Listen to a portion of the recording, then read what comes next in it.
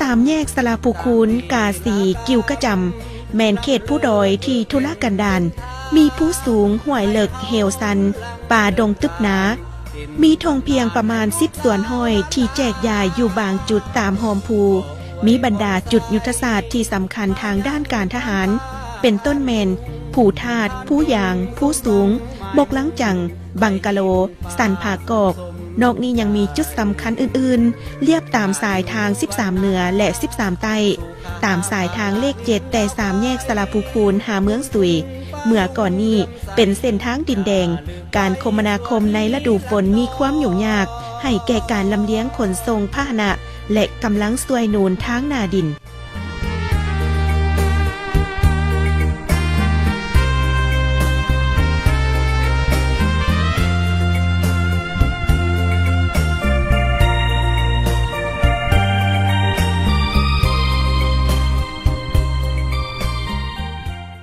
บ้านหบบุกตีปดปอยสลาภูคูนกาสีกิวกระจำและดูแรงปี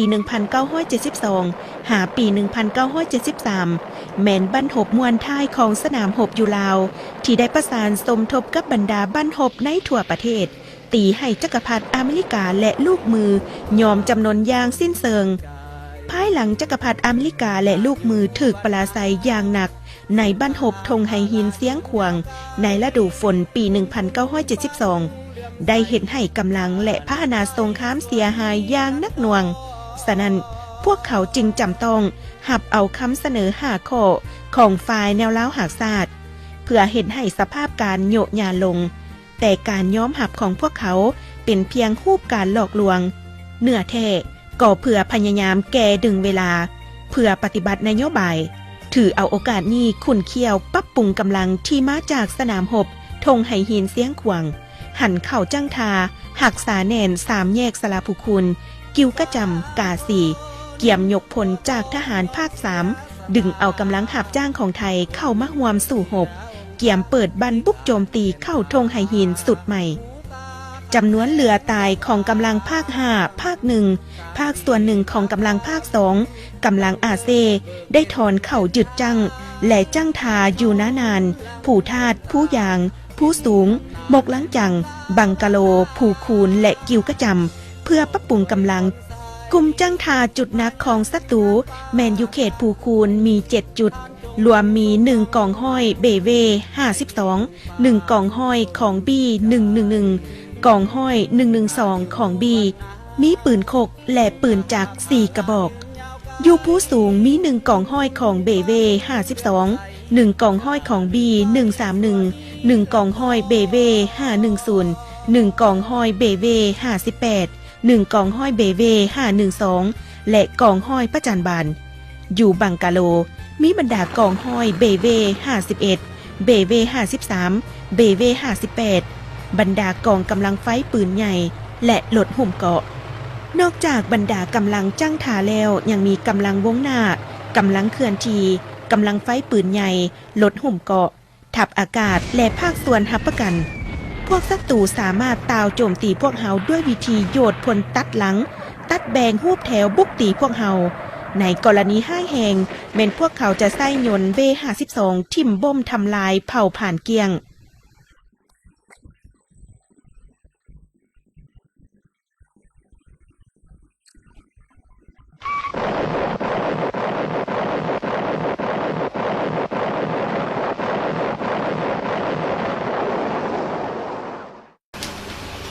ก่อนเชิงบรรลุสลับพวกคู่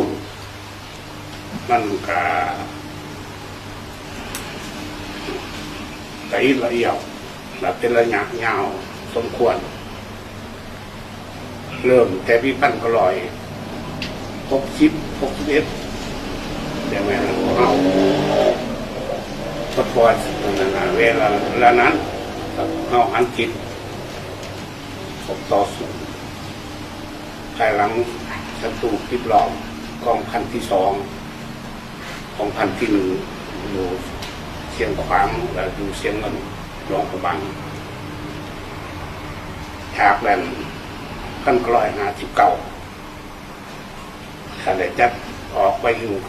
เขตที่มันของในเราทั้งสาม แต่จะตั้งเป็น2 กองพันที่ 1แล้วกองพันที่ 2กองพันที่ 1และแม่นทางสวยแถมคำเป็นผู้บัญชาทหารหลวงเป็นการหลวงกองพันที่ 2นั้นทานสมหลักเป็นหัวหน้าการทหารการกำลังหัวหน้าการทหารทานข้าพเจ้าจะเล่าขึ้นอยู่บนมหาและอยากขับต่อปฏิวัติหน้าที่แต่รับคำสั่งจากทุกการข้าพเจ้าเป็นอดีตคณะกองพันเก็บทหารได้ป้องกันซ้ำเนื้อนับแต่ปี1962จนหอดปี1972จังเลยเกิดใหญ่มาอยู่ซ้ำเนื้อเป็นกำลังเกินทีของศูนย์กลางและป้องกันศูนย์กลางอยู่ซ้ำเนื้อจันกองพันข้าพเจ้าได้เกิดมาทั้งเลข 6แข่งยางจะดำเนินมาหาเขตเมืองคำแล้วก็ผ่านรอบลึกเขาอันนั้นสันโจแล้วก็ผู้ประกบแล้วมาตั้งพักทับดูเขตบ้านแตกพยัคฆ์โสขาจากนั้นทั้งธนพักการทหารทุกกลาง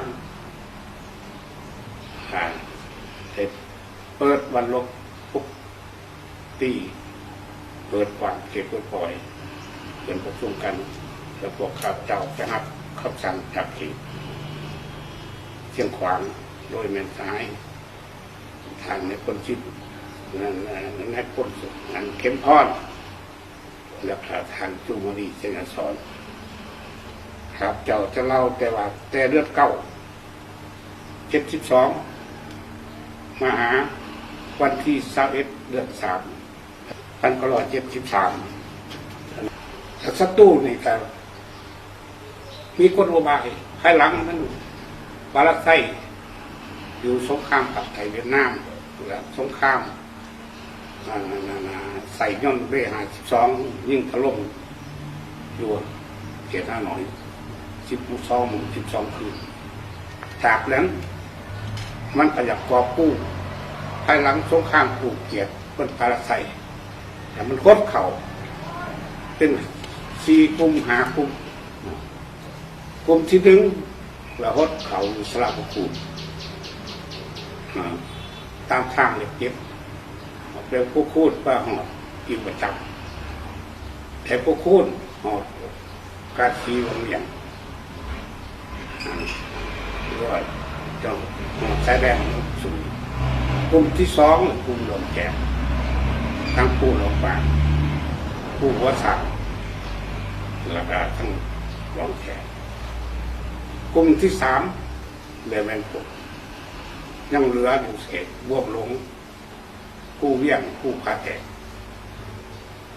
นั้นเป็น4 กลุ่มไงหลักส่วนเมืองพูนทั้งทาโต้มทาเวียงจะเป็นทิศหนึ่งที่มันจังตัวให้เอาตัวขยาย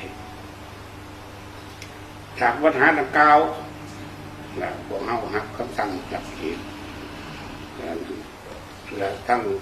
เขตตะเกียงเปิดบันลบเป็น2 บันลบ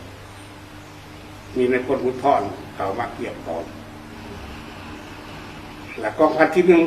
1ภายหลังพ่ายปี1961ต้นปี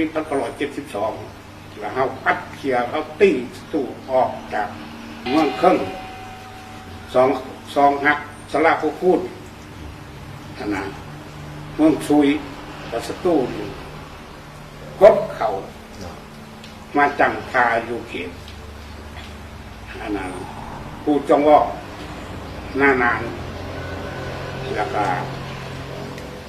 ผู้ถากผู้ย่างผู้สูง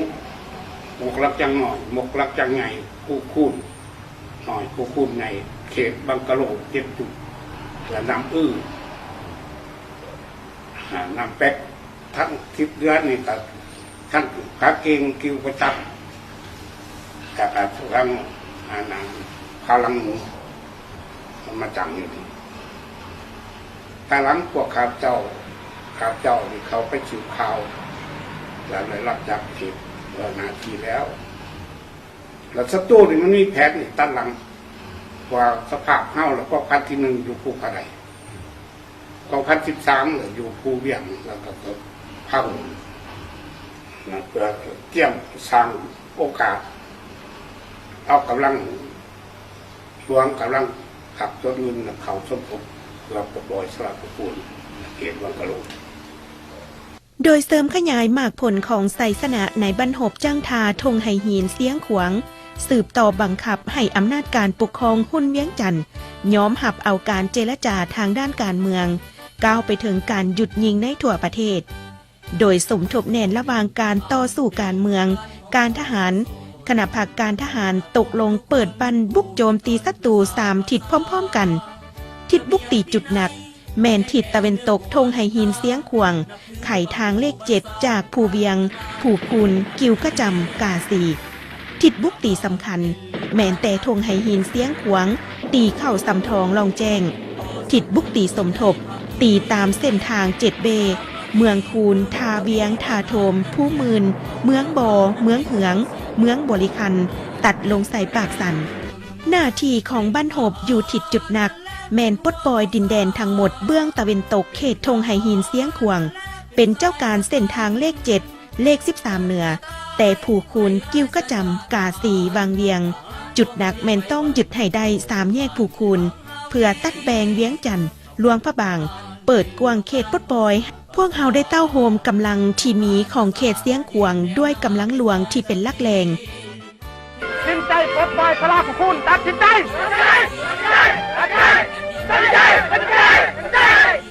เหตุหน้าที่ตีศัตรูตามสายทางเลข7เลข13เหนือ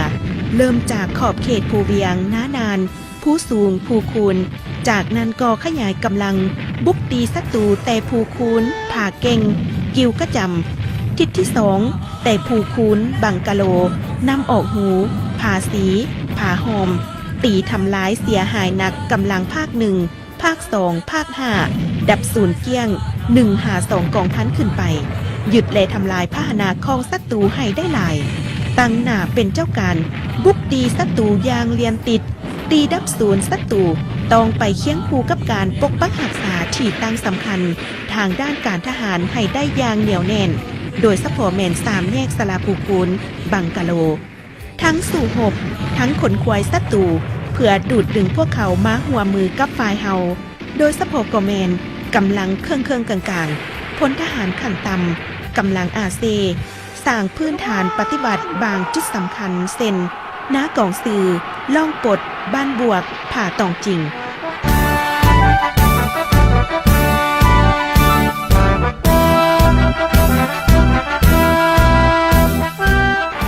เสริมขยายมูลเสื้อพิละอาหารใส่กำลังหน่อยตีหลายปิดลับหลอนตี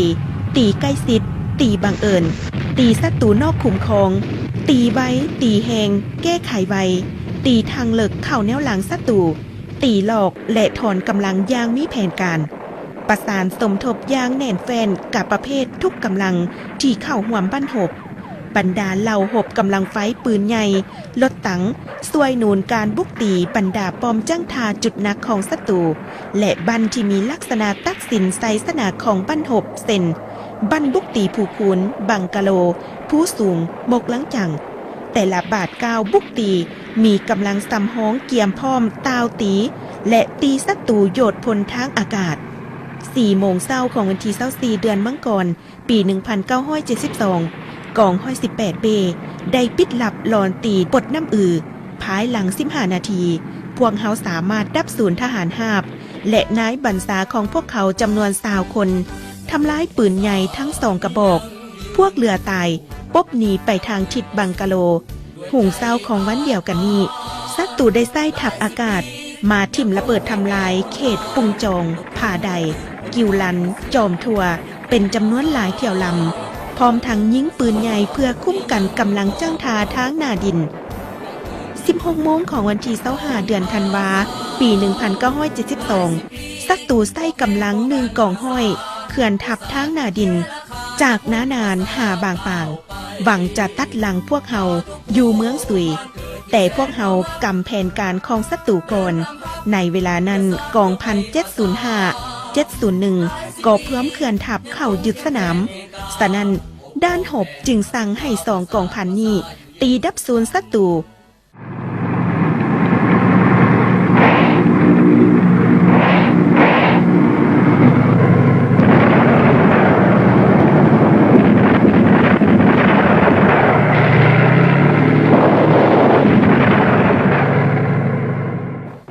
17:30 นาทีของวันที่25เดือนธันวาปี 1972 กองพัน705 701 ได้ขยายรูปแถวบุกตีปลดน้ำจาวสำเร็จจากนั้นก็ใส่กำลังไฟปืนใหญ่ยิงครอบงำศัตรูที่กำลังแตกทับอย่างแข็งแหงเลียนติดจนพวกเขาบ่สามารถตอบต้านพวกเขาจำต้องแตกทะลุผูพายลงไปทางทิศตะวันตกของป้อมน้ำจาวไอ้น้องพวกเขาสืบต่อขับไล่ปดน้ำจาวถึกตีแตกได้เห็นให้กองบัญชาการหุ่นเวียงจันทร์ยิ่งมีความกระวนกระวายย่านกลัว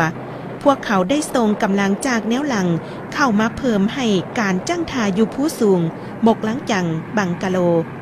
ย้ายกำลังจ้างทาก่อนไปเพิ่มให้กำลังจ้างทาหักษาผู้ทาสผู้ยางอยู่นานพร้อมนี้ก็ห้องขอกำลังหับจ้างของไทยและกำลังพิเศษวางเปล่ามาโยดกำลังลงหนองตังผู้ผาใดน้ำสวยนูนการตาวตียึดเอาบางจุดสำคัญที่เสียไปวันที่27เดือนธันวาปี 1972 ศัตรูอยู่เขตนานานได้เพิ่มขึ้นเป็น500 คนพวกเขาจัดวางกำลังอยู่นาน3จุดอยู่ผู้จองวอง2จุดแก้ววอก2จุดแต่ละจุดมีคุมสู่หบบุคคลอยู่ตามเส้นทางของพวกเขาย่ายมินต้านทหารหาบเกี่ยมพร้อมสู่หบตลอดเวลาโดยกำแน่นญาติเอาไสสนะกองบัญชาการด้านหบออกคำสั่งให้บรรดากรมกองสืบต่อตีศัตรูอยู่7จุดนานผู้ทาสผู้ยางนำไส้กำลัง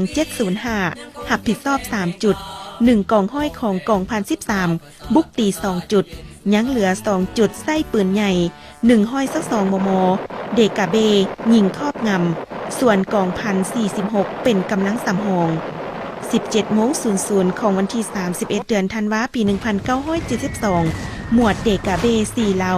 ยิงครอบงำทำลายที่ตั้งของศัตรูอยู่ผู้จองวอง2จุดและนาน3จุดเป็นการเปิดสร้างให้การบุกโจมตีเข้านานคก62 มม. ยิงสวยนูนให้กองห้อยที่1ของกองพัน705ตะลุมบอลดับศูนย์ศัตรูอยู่ป้อม1ป้อม2ป้อม3อยู่ผู้จองวองกองห้อย2กองห้อย3ของกองพัน13บุกตีศัตรูอยู่ป้อม4ป้อม5อยู่นานปืนใหญ่1ห้อยสัก2 มม. ของด้านหบสืบต่อยิงครอบงำจำนวนป้อมที่ยังเหลือกองพัน705แบ่งกำลังเป็น3ปีกจุดหนักตีเข้าทิศตะวันออกของป้อมที่1ปีกสำคัญและปีกสมทบตีเข้าทิศเหนือและทิศใต้ของป้อมที่2และป้อมที่3อยู่ป้อม1ศัตรูยิงกีดกันอย่างนักหน่วงเห็นให้ไอ้น้องถึกเสียชีวิต1สหายบาดเจ็บ2สหายไอ้น้องจำต้องถอยลงสู่ภูมิประเทศเพื่อลบหลีกแล้วกองพันได้ใส่ปืนโคก82สืบต่อยิงครอบงำสวยหนุนสร้างเงื่อนไขให้ทหารหาบบุกตีข้างใหม่กองห้อยได้ใส่กำลัง2หมู่ลอดเลิกเข่าทั้งข้างและทั้งหลังของป้อมที่1ภาคส่วนหับผิดชอบป้อม2ได้แตกเสียงปืนบุกตีเข้าทั้งข้างทั้งหลังอย่างว่องไวพวกเขาสามารถดับศูนย์ศัตรูอยู่ป้อม2ตายคาที่12คน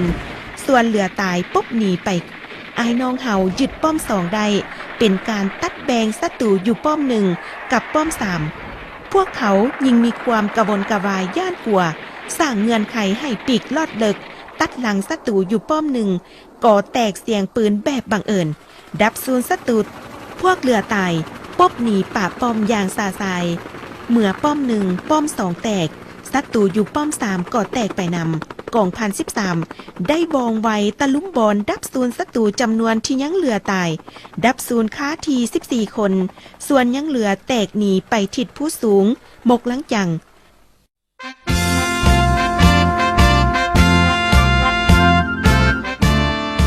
ภายหลังสำเร็จบาท9ที่1 กองห้อยสร้างแสงได้วองไว้ปัวแปงขัวทางแต่นำจ่าวผู้เวียงน้านานหับประกันให้ลดตังปืนใหญ่เคลื่อนเข้าซวยหนุนการสู่หบในบาท9ที่2บรรดากรมกองทหารหาบได้เขื่อนย่ายกำลังเข้ายึดสนามกองพันที่1กองพันที่2เขื่อนกำลังออกจากตีนผู้ผาใดผ่านล่องปดบ้านบวกสำหรับกองพันที่2ไปเกียมสนามอยู่ถ้ำแก้วและกองพันที่1เขื่อนเข้าผ่าตองจริงกองพัน13ปิดลับเขื่อนย่ายกำลังข้ามเส้นทางเลข7ไปทางทิศเหนือเพื่อสืบต่อเขื่อนกำลังไปถึงถ้ำผาเงินกองพัน705 1กองห้อยของกองพัน46เขื่อนกำลังผ่านยอดน้ำผาดผากองก้อยไปยึดสนามอยู่ทิศตะวันออกของป้อมบังกะโลกองพัน701และกองพัน46เกียมสนามอยู่แก้วบอก4 โมงเช้าของวันที่5เดือนมังกรปี1973กองห้อย3ของกองพันที่1ได้หลอนตี1หมวดทหารอาเซของวางเปล่าอยู่ผาตองจริงดับศูนย์ค่าที2คนส่วนยังเหลือปบแลนเข้าป่าภายหลังยึดได้ผาตองจริงแล้วก่อขยายกำลังลงบ้านไก่ใส่ผาแดงผาหอมเพื่อเฮ็ดหน้าที่สกัดตีศัตรู3 โมงเช้าของวันที่6เดือนมังกรปี1973หมวดรถตังปืนใหญ่122 มมของพวกเฮาได้เคลื่อนเข้ายึดสนามอยู่ภูเวียงกองสนหัวหน้ามาห่วมสมานสัมพันธ์สลองวันใส่มอบแห่งใจไปเป็นของขวัญอวยพรกองทัพเฮานั้นจงนับวันก้าวไปมาถึงวันที่1เดือนมังกรปี1973พวกเขาสามารถตีทับมั่งบรรดาป้อมจ้างทา16จุดในจำนวน32จุดทั้งหมด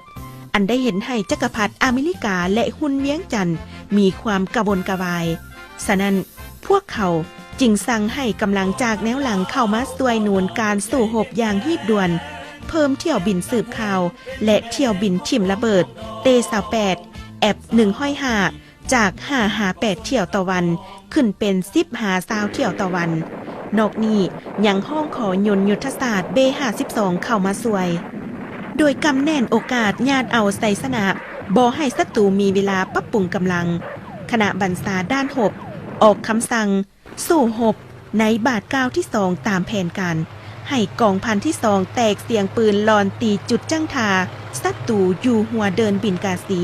เป็นการเปิดฉากบุกโจมตีศัตรูบาท9ที่2จากนั้นกองพัน13แตกเสียงปืนบุกตีภูคูนกองพัน705ลอนตีบังกะโลภาพเดียวกองพัน701ลอนตีผู้สูงหมกหลังจังกองพัน46เป็นกำลังสำรองการลอนตีเข้าหัวเดินบินกาสีของกองพันที่2ถูกเสียหลับย้อนว่า4 โมงเช้าของมื้อนั้นไอ้น้องจุหัวแหลมของกองห้อย15ได้เตะมินแสงสว่างอยู่นอกหัวเห็นให้ฮูบแผ่วลอนตีพวกเฮาถูกเสียหลับก่อนศัตรูจึงสุ่มกำลังไฟมาใส่จุดดังกล่าวอย่างแข็งแรงเมื่อเป็นเอานั้นหัวหน้ากองพันได้ออกคำสั่งหันจากการลอนตีมาเป็นการบุกตีไส้โขก82สมทบกับหัด12ยิงครอบงำใจกลางป้อมของศัตรูแต่ก็ถูกศัตรูยิงกีดกันอย่างนักหน่วงนับทั้งปืนขบบาโซกาปืนกลมือปืนจากรถหุ้มเกาะ2คันทันใดนั้นปรากฏว่ากำลังของศัตรูหลายขึ้นจัดวางอยู่บรรดาจุดต่างๆปิดล้อมพวกเฮายิงสุ่มกำลังไฟมาใส่ขอบเขตภูแถวของเฮาฉะนั้นทั้งกองพันจึงสั่งให้กำลังของเฮาถอยออกไปเขตปลอดภัยห่างจากเมืองกาสีไปทางทิศตะวันออกเฉียงเหนือประมาณ1 กิโลเมตรเพื่อปรับปรุงกำลังและล้อถ่าสมทบกองพัน705บุกโจมตีศัตรูข้างใหม่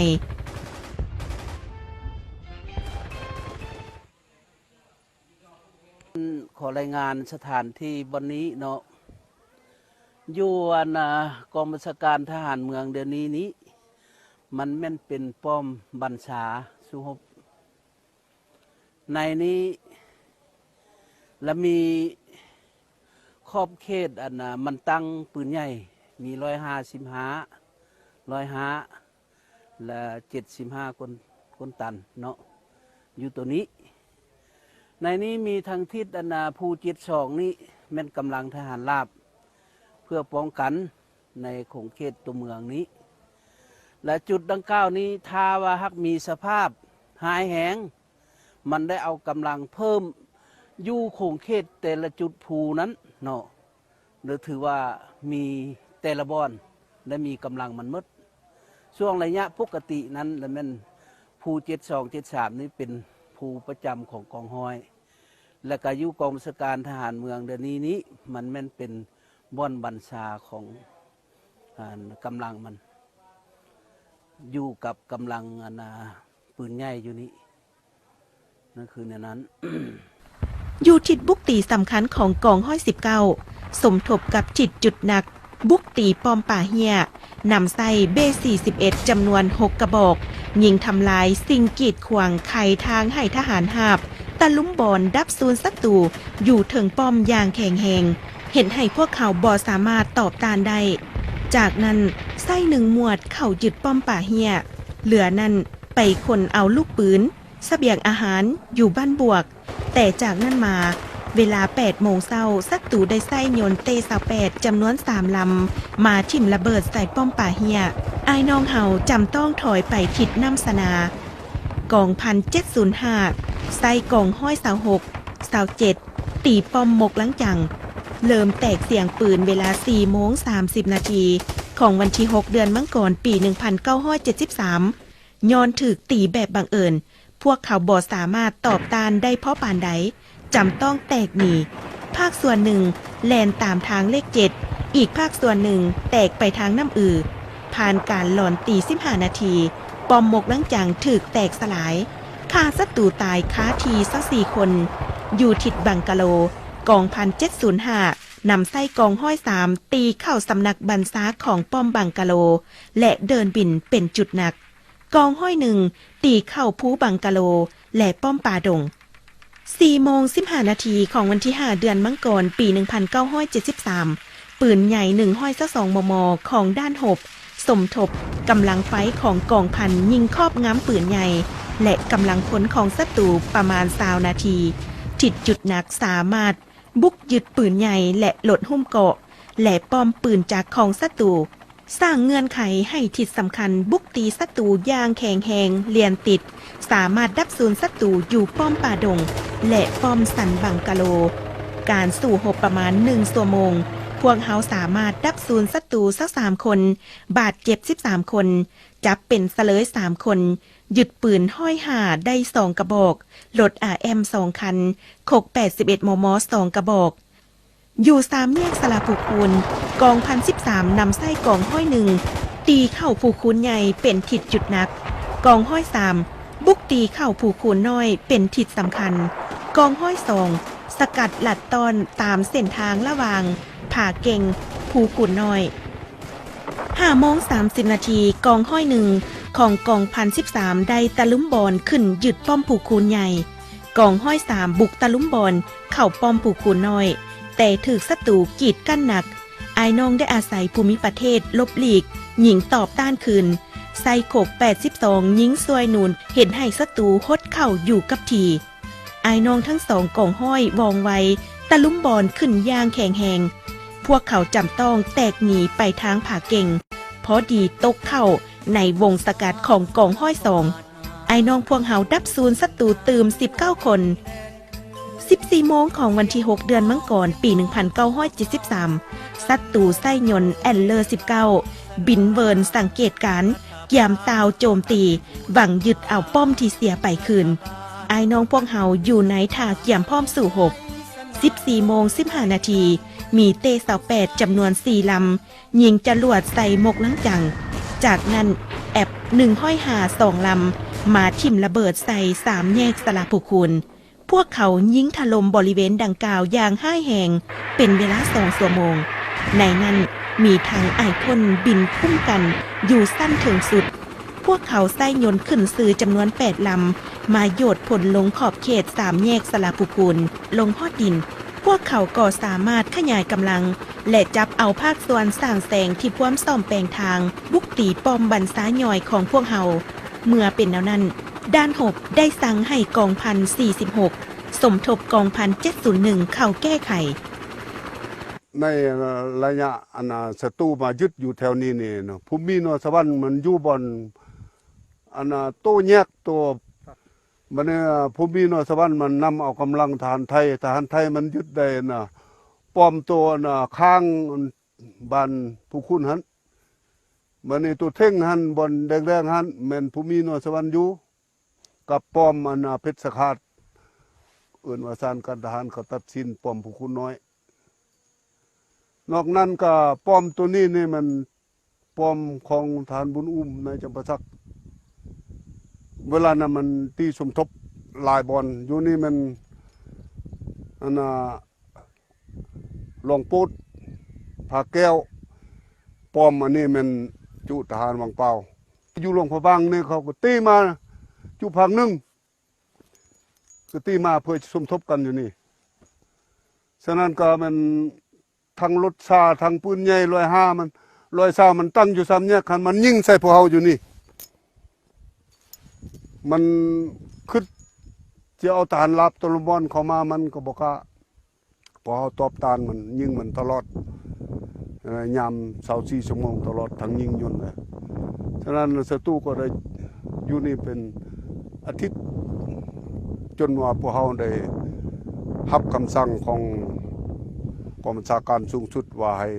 ถอยรักษากำลังเพราะว่าพวกเขานี่ทนห่มกำลังก่อนมันช่วยกันบ่ได้ว่าจำนวนหนึ่งไปอยู่ป้องกันสำนักเมืองผู้คุณสมทบกับกองรอนสมทบทหารท้องถิ่นเหมือนตีอ้อมแอมสลาผู้คุณนี่แล้วก็แต่งพนักงานจำนวนหนึ่งเคลื่อนไว้ในรังศัตรูค้นควายประชาชนญาติแย่งเอาประชาชนอพยพประชาชนเป็นช่องส่วนส่วนหนึ่งเรามันไปทางเชียงเงินไปทางนำคานไปอยู่ทางเมืองพลไซสำนักเมืองกิ่งหนึ่งแล้วมันไปอยู่เมืองไม้แขวงเชียงควางแล้วมันห่อเอาประชาชนในจำนวนหนึ่งไปอยู่เมืองไม้เมืองเมียนแขวงเชียงควางขึ้นกับท่านสิพรพระเลคันเป็นผู้รับผิดชอบเพราะว่าเวลานั้นแล้วมันเจ้าแขวงเชียงควางเนี่ยก็หนีไปอยู่เวียดนามถูกยนต์ตีนักสมัย17 โมงของวันที่ 6 เดือนมังกรปี 1973 กองบัญชาการด้านหบได้สั่งให้ลด RM ที่ยึดได้จากศัตรูสมทบกองห้อย27กอง1701มาสกัดอยู่3แยกสลาภูคูนและใส่ปืนใหญ่ห้อย5 มม. ที่ยึดได้อยู่บังกะโลยิงถล่มครอบงำจุดที่ศัตรูโยดพลฆ่าตายและบาดเจ็บจำนวนหนึ่งบังคับให้ศัตรูหดเข้ากับทีภายหลังเสียงปืนใหญ่หยุดยิงไอ้น้องกอง1046ก่อแตกเสียงปืนบุกตีศัตรูอย่างแข็งแหงตีดับศูนย์ค้าที18 คน18 โมงของวันเดียวกันนี้พวกเฮาสามารถสำเร็จปั้นตาวตีศัตรูฆ่าตายทั้งหมด45 คนจับเป็นเสลย34 คนสามารถกอบกู้ไอ้น้องสางแสงที่ถึกพวกมันจับไปได้ทั้งหมด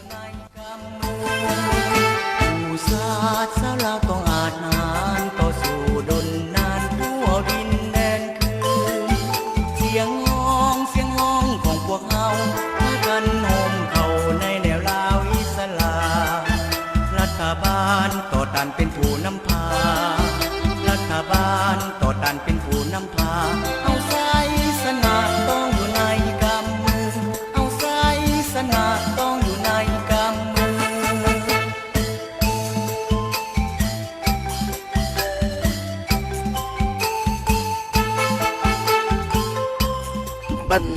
การสู้บรรลบปัญหาที่สลาภูคุณนี่มันมีความหมายสำคัญบ่นว่าในปี1971แล้วมันผ่านในการเคลื่อนไหวสู่รบเลยเห็นว่าในการพบปะเจรจากับประธานหุ่นเวียงจันทร์เนาะไปหุ่นเวียงจันทร์เพื่อจะตัดสินปัญหาเหตุบรรลบสุดท้ายของสนามรบพันนะและแม่นพวกเขาได้ตัดสินใจสร้างกำลังใช้กำลังบุกโจมตีอยู่สลาภูคุณนี่เพิ่นได้จัดตั้งเป็นด่านรบA1 แม่นเส้นทางเลข7จากเขตเชียงควางเข้ามาในบรรลบนี้มันก็มีพลังงานนักรบที่สำคัญสินใจปลดปล่อยสลาภูคุณตัดสินใจ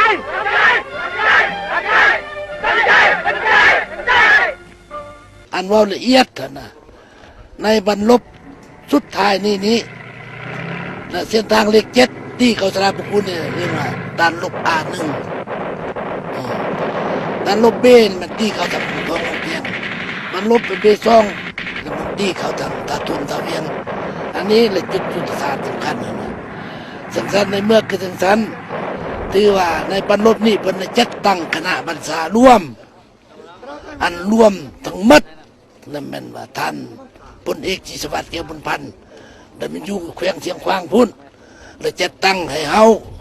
กับท่านจุมมลีเป็นหัวหน้าด้านลบข้าพเจ้าเลยหัวหน้าการเมืองด้านลบตีเข้าสระบุคุณนี่นะในเมื่อกันทั้งชั้นในการใช้กำลังตีเข้าสระบุคุณนี่ศัตรูน่ะมี14ของพันและภายเฮาน่ะมีแต่4ของพันทหารลาบกับ1ของพันปืนใหญ่ขาด1ของรถตังแต่ตีเข้าสระบุคุณนี่นะแล้วตีเข้ามาตรงนี้ไอ้พวกทานเห็นว่าเกินว่าอันนั้นแหละมันผู้ย่างพวกกันตัวสู้แรมสุดผู้ชุ่งไอ้พวกทานเห็นนี่นะอันนี้แหละมันว่าอันนี้มันผู้คุณน้อยอันนี้อันนั้นมันผู้จอมกุ๊บแรมตัวนั้นไอ้พวกทานหาผู้เข้าใจสัตว์เฮาตีเข้ามานี้สำนักกระสู้ตั้งอยู่บังกะโลนี้เนาะเอาตีตัดเส้นทางนี่มาก็มาเอาตัดขาดระหว่างดวงผู้ว่างกับเวียงจันทร์ในเมื่อเกิดสั้นมันว่ามันมีความหมายสำคัญในนั้นในการสู้รบมันสุดที่ดูเลือดเพราะว่าศัตรูนี่ปืนใหญ่นี่รถIMนี่ย่นต์ช่วยนุ่นในเวลาเอาที่เข้ามานี่นะสั้นๆเนี่ยมันในการใช้กำลังเข้ามานี่พวกเราเนี่ยมีแต่4ของพันทหารลาบกับ1ของหอยปืนใหญ่1ของหอยรถตัง1ของหอยป้องกันอากาศที่เข้ามาจักทุกคนจะจักเชียงกว้างประมาณนี้นะแต่ที่เฮ็ดเป็น2ระยะ1แล้วมันนับแต่วันที่นับแต่วันที่30 เดือน 12 71และถึงวันที่6 เดือน 4 72เราตีสภายหลังเอาตีสลับกูนี่แล้วเอาขยายลงตีกระสีปีกนึงแล้วมันตีเขาบังกิ้วกระจำสั้นมันแบ่งเป็น2ปีกปีกทางทิศใต้นั่นเลยมันมอบให้สายจุมมลีเสียซ้อนข้าพเจ้าตีไปทางกิ้วกระจำมันข้าพเจ้าเองเป็นผู้รับผิดชอบเวลานั้นแล้วมีท่านดวงใจปิจิตเดี๋ยวนี้อยู่ในกองพันนั่น75กับท่านคำมันกรมเมืองหันนะอยู่75สั้นๆแล้วมันตีเข้าทางกระซีพอดกระซีอันนั้นแหละมันว่าในบันตีบันนั้น พวกเฮาเป็นเจ้าการทั้งหมด3แยกสระภูคูนผู้สูงหมกหลังจังบังกะโลภายหลังแต่ละกรมกองได้ปรับปรุงกำลังได้พันขยายตามแผนการสู่หบ11มั้งก่อนพวกเฮานำไส้กำลังไฟปืนใหญ่ห้อยห่าที่ยึดได้สืบต่อบุกตีศัตรู2กองห้อยอยู่ภูเลยจากนั้นให้กองห้อย1ของกอง1013บุกโจมตีเข้าทิศตะวันตกเฉียงเหนือของป้อมเป็นปีกจุดหนักสมทบกับปีกสำคัญนำไส้ลดหุ้มก่อของศัตรูที่ยึดได้สกัดตีอยู่ห้วยสแตปดับศูนย์ค่าที8คนจำนวนเหลือตายปบหนีไปถึกวงสกัดของพวกเฮาดับศูนย์ศัตรูตืม13คน17โมงกำลังไฟ13ได้หับการเพิ่มทวี 12.7 มม. ของกองพัน613บุกตีศัตรู2หมวดอยู่กิ่วขามป้อมภายหลัง10นาทีกองห้อย3ได้ตะลุ่มบอลขึ้นพวกเขาต่อต้านบางเล็กน้อยแล้วก็ถอยหนีไปทางกิ่วกระจำทิศน้ำแกนน้ำออกหูเวลา5โมงเช้าของวันที่11เดือนมังกรกอง1705นำไส้1กองห้อยสมทบกำลังไฟของตนบุกตีเข้าป้อมบรรษาของศัตรูอยู่น้ำแกนในบ้านหบนี้สามารถดับศูนย์พันเอกสมเพชรพร้อมลูกน้อง12คนจำนวนเหลือตายปบแลนตามทางพ อดีถึกวงสกัดของพวกเฮาอยู่ส่วนกว่าน้ำแกนพวกเฮาดับศูนย์ตืม2 คน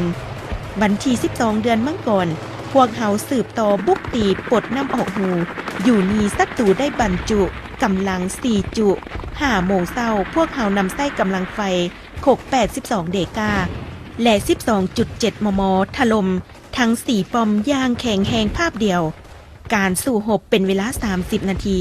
พวกเฮาดับศูนย์ศัตรูได้11 คนภาคส่วนเหลือตายปุ๊บแลนไปทิศกาซีอยู่ทิศกาซี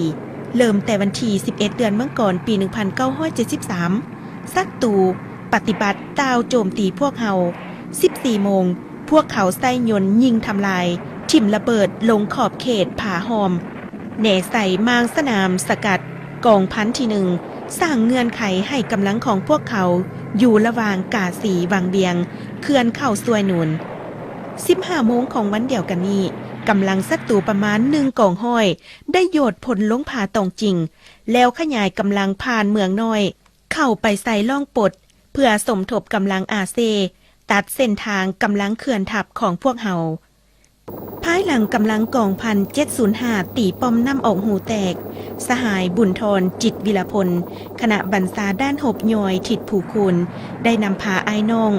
นำเอารถตัง2 คันปืนใหญ่2 กระบอกเข้ามาสวยหนุนด้านหบยอยอยู่ทิศกาสีรถตังและปืนใหญ่ได้เคลื่อนมาตามทางเลข